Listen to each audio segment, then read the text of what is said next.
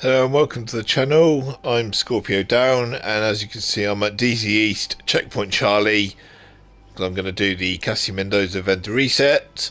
But first I'm going to show you where you can find the Snitch. So if you follow my route, you come out into the open world, turn right, and you go over to this scaffolding in front of this building here, climb up the ladder, jump through the open window, and if you run around into this sort of briefing room where the whiteboards are, you'll see the Snitch here.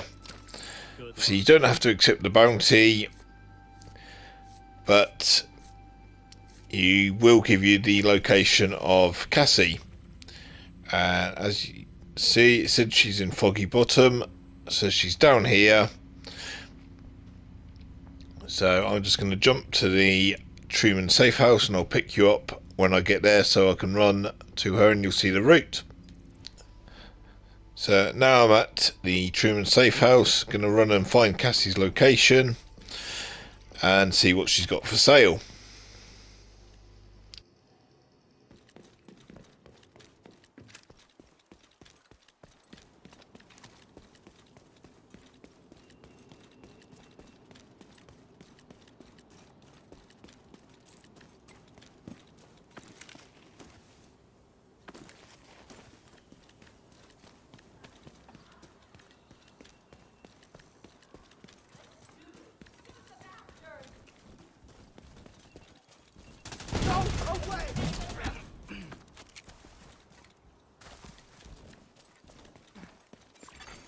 Hostile broadcast detected.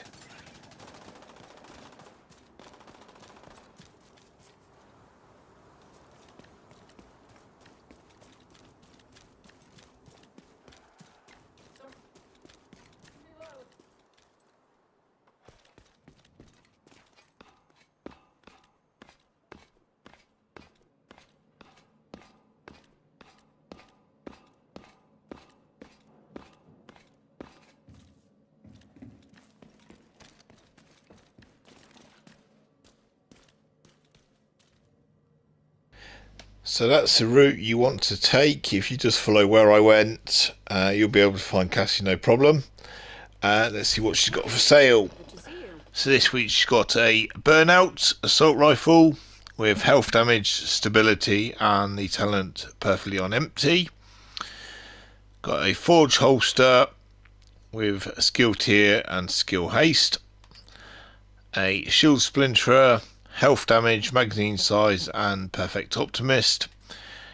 And hunter killer chest piece with skill haste, hazard protection and perfect intimidate.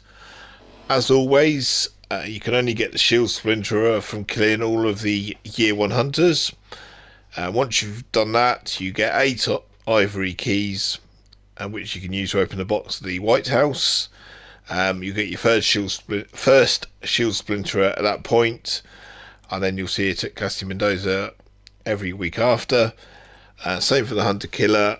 You have to kill the year 2 hunters, so the ones that came with the Warlords of New York expansion. You get 8 off-white keys, which you can then use to open the box at the Haven settlement in New York. And you'll get your first hunter killer chest piece, and then you'll see that at Cassie Mendoza every week after as well. So these first 4 items, the burnout's quite good. You change the stability to damage to armor or damage to health. Damage to armor or damage to target out of cover. And you've got a pretty good burnout. The forge, there have been a lot better versions. It's not too bad if you're looking at it. You can change the skill haste or you can fully optimize it. It's up to you. It's not some. I'm sure there's been better ones, so it might be worth waiting because they will come up again. Shield splinterer, pretty similar to the burnout with the assault rifle damage and health damage. Change the magazine size to damage to armour or damage to target out of cover, and you've got a pretty good shield splinterer. And the hunter killer chest piece wouldn't be too bad for a tank build. You've got the armour and the hazard protection, and change the skill haste to explosive resistance, and you have a pretty good hunter killer. Moving on to the green gear sets, so you've got rigger backpack with weapon handling, eclipse protocol chest piece with status effects, tip of the spear gloves with crit hit chance, future initiative knee pads, crit hit chance, future initiative ulster, weapon handling, future initiative mask with explosive resistance. So from the green gear sets, I would say there's probably nothing worth looking at, so it's best avoiding them because they're no better than anything you can find in the open world. Going into the high-end items, you've got a Vector SBR 0.45 ACP, submachine gun, so it's got crit hit chance, headshot damage and eyeless. You've got a SOCOM M1A rifle, it's got crit hit damage, damage target out cover and eyeless. Fenris group gloves, weapon damage, weapon handling, skill damage. This would be quite good for a bighorn build because the weapon handling would help with the bighorn's recoil, so you could change the skill damage to crit hit chance or crit hit damage and you'd have a decent pair of gloves for that. Sokolov concern holster,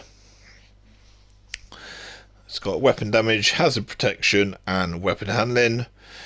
Change the weapon handling to crit hit chance and you got a fantastic ready-made piece for a Backfire build. This will work really well, so definitely worth looking at.